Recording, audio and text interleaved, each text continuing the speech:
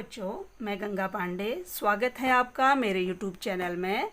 आज के वीडियो में मैं एक ऐसा टॉपिक लेकर आई हूँ जो न केवल क्लास 12th के पॉलिटिकल साइंस के बच्चों के लिए इम्पोर्टेंट है, बल्कि ये टॉपिक आपके BA, MA और सिविल सर्विसेज के लिए ये बहुत ही इम्पोर्टेंट और बहुत ही अच्छा टॉपिक है। तो आज के टॉपिक में हम बात करेंगे भारत रूस संबंध की, यानी इंडिया रसिया रिलेशंस की। इंडिया और रसिया के बीच कैसे रिलेशन है। तो इन संबंधों को समझने से पहले हमें थोड़ा सा रूस के बारे में जानना होगा। तो रूस के बारे में मैं शुरुआत से आपको बताती हूँ कि 1917 में क्या हुआ। रूस में एक क्रांति हुई। उस क्रांति का नाम क्या था? बोल्शेविक क्रांति। और ये क्रांति किसके खिलाफ हुई थी? जार निकोलस, जो वहाँ का क्या था? सम्राट था, और पूंजीवादी व्यवस्था के खिलाफ हुई थी और समाजवाद के आदर्शों को लाने के लिए हुई थी। अब इस क्रांति के बाद क्या हुआ? 1917 की जो क्रांति हुई, उसके बाद जो रूसी साम्राज्य था वो क्या हो गया? समाप्त हो गया। और लेनिन के नेतृत्व में रूस के दूर दराज के जो गणराज्य थे उनको रूस में मिला दिया गया, और वो रूस को मिलाकर अब क्या बन गया? USSR, जिसको क्या कहते हैं? सोवियत संघ। यानी रूस एक अकेला देश था और सोवियत संघ क्या हो गया? ये देखिए, 15 गणराज्यों का एक संघ हो गया, एक ग्रुप हो गया। जो देश पहले एक अकेला रसिया था, वो इस इतने सारे देशों को, इतने सारे गणराज्यों को आपस में मिलाकर क्या बन गया? USSR या सोवियत संघ। लेकिन 1991 में क्या हुआ? ये जो अलग अलग गणराज्य आपको दिख रहे हैं, ये जो एक समूह में थे, ये फिर से क्या हो गए? अलग हो गए, टूट गए। इसका एक कारण ये भी था कि जब सोवियत संघ था उसमें रूस का सबसे ज़्यादा दबदबा था, सबसे ज़्यादा वर्चस्व था। और 1991 में जब सोवियत संघ टूटा, उसके बाद भी यही हुआ कि जो रूस था वो सोवियत संघ का क्या बना? उत्तराधिकारी बना। और अंतर्राष्ट्रीय स्तर पर या विश्व में जो दायित्व पहले सोवियत संघ के थे, वो सारे दायित्व अब किसको मिल गए? रूस को मिल गए। जैसा कि पहले वीडियो में भी मैं बता चुकी हूँ कि जितने भी साम्यवादी देश थे उनमें सबके साथ भारत के रिश्ते बहुत अच्छे थे, लेकिन सोवियत संघ के साथ सबसे अच्छे और मजबूत संबंध थे।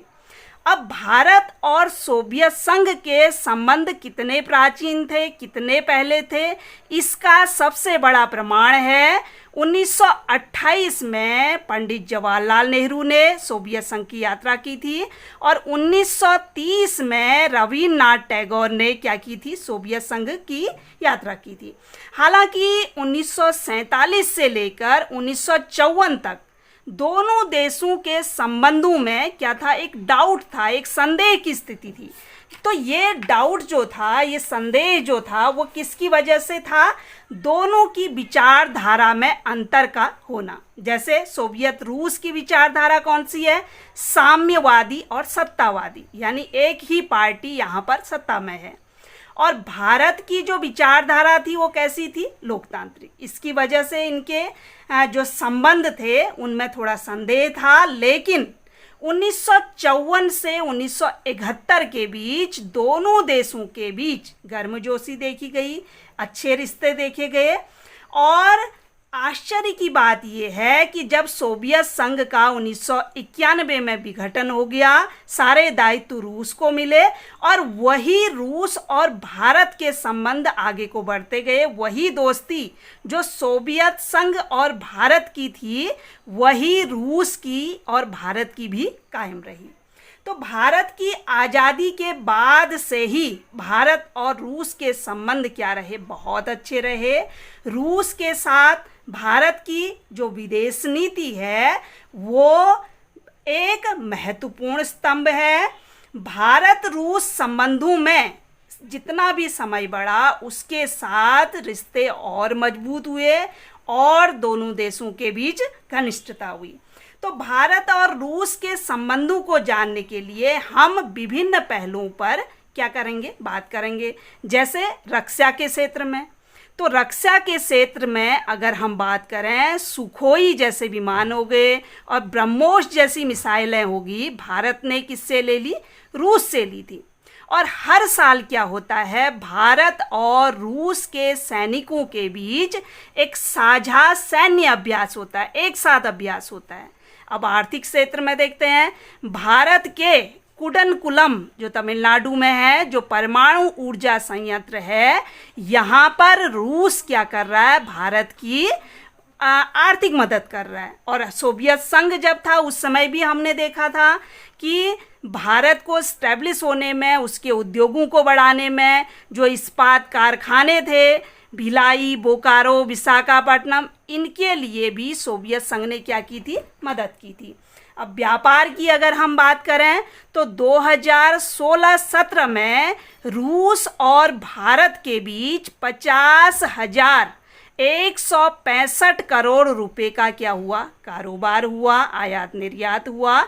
और ये अनुमान है, ये लक्ष्य रखा गया है कि 2025 तक दोनों देशों के बीच 30 बिलियन अमेरिकी डॉलर के बराबर क्या होगा, कारोबार होगा। अब अंतरिक्ष के क्षेत्र में हम अगर बात करें तो अंतरिक्ष विज्ञान के क्षेत्र में भी रूस ने भारत की हमेशा क्या की है, मदद की है। अंतरिक्ष में भारत ने अपना जो पहला उपग्रह भेजा आर्यभट्ट, वो किसने लॉन्च किया था, सोवियत संघ ने ही लॉन्च किया था।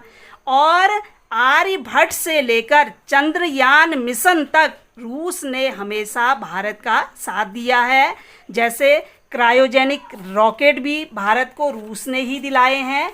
अब राजनीतिक क्षेत्र की अगर हम बात करें तो रूस ने कश्मीर मामले में संयुक्त राष्ट्र संघ में हमेशा भारत के रुख का समर्थन किया है। जैसा कि मैं बता दूं कि संयुक्त राष्ट्र संघ में 5 क्या हैं, स्थायी सदस्य हैं। और कभी अगर पाकिस्तान इनके लिए, भारत के लिए कश्मीर का मुद्दा उसमें रखता है तो रूस ने अपनी वीटो पावर का इस्तेमाल किया है। तो 9 अगस्त 1971 को भारत सोवियत संघ के बीच एक 20 वर्षीय मैत्रीपूर्ण संधि भी हुई थी। जैसा कि आपको मैं पहले भी बता चुकी हूँ कि 1971 में जब भारत और पाकिस्तान के बीच युद्ध हुआ, अमेरिका और चाइना जैसे देश पाकिस्तान को मदद दे रहे थे, तो रूस ने उस समय भी, या सोवियत संघ उस समय था, उसने भारत को मदद दी थी। और 2001 में भारत और रूस के बीच 80 द्विपक्षीय दस्तावेजों पर भी क्या हुए, हस्ताक्षर हुए। अब सांस्कृतिक क्षेत्र की अगर हम बात करें तो पिछले कुछ सालों में भारत और रूस के बीच सांस्कृतिक आदान प्रदान भी तेज हुआ है, बढ़ा है। और सोवियत संघ में भी जब था तब हम बात कर चुके हैं कि भारत की जो फिल्में हैं, भारत का जो कल्चर है, सोवियत संघ में बहुत पसंद किया जाता है। इसके अलावा भी बहुत सारे कारण ऐसे हैं जो दोनों देशों को नज़दीक लाए हुए हैं, दोनों देशों के रिश्ते मजबूत बनाए हुए हैं। तो उसका एक कारण ये है कि दोनों देशों का एक ही सपना है, और वो सपना क्या है, बहुध्रुवी विश्व का। यानी रूस और भारत दोनों चाहते हैं कि अंतर्राष्ट्रीय स्तर पर पूरे विश्व में कई शक्तियां मौजूद हों। जैसे ये वर्ल्ड हो गया, उसके फलक पर बहुत सारी शक्तियां हों और सुरक्षा की सामूहिक जिम्मेदारी हो। यानी अगर विश्व के किसी भी देश पर हमला हो तो उसे सारे देशों पर हमला माना जाए और सारे देश उसकी क्या करें, मदद करें। और जो अंतर्राष्ट्रीय स्तर पर जो झगड़े हैं, जो लड़ाइयाँ हैं, उनका निपटारा कैसे होना चाहिए, आपसी बातचीत से होना चाहिए। और जो संयुक्त राष्ट्र जैसी संस्थाएं हैं उनका महत्व होना चाहिए। अगला है रूस के रक्षा उद्योग के लिए भारत क्या है, दूसरा सबसे बड़ा बाजार है। और भारत में जब भी तेल का संकट हुआ तो रूस ने भारत को तेल का आयात किया। हालांकि कुछ समय से रूस और चीन के साथ जो नज़दीकियां हैं, जो दोनों के बीच संबंध अच्छे हुए हैं, वो भारत के लिए चिंता का कारण बना हुआ है। लेकिन ऐसा लगता है कि 70 सालों में रूस को कई उतार चढ़ावों से गुजरना पड़ा, लेकिन रूस ने भारत का साथ कभी नहीं छोड़ा और हमेशा मुसीबत में भारत की क्या की, मदद की। इसलिए ये चिंता भी हमारी, मुझे लगता है कि व्यर्थ है। तो आज के वीडियो में बस इतना ही। अगर मेरी वीडियो आपको अच्छी लगे तो प्लीज़ लाइक कीजिएगा, सब्सक्राइब कीजिएगा और अधिक से अधिक शेयर कीजिएगा। Thank you.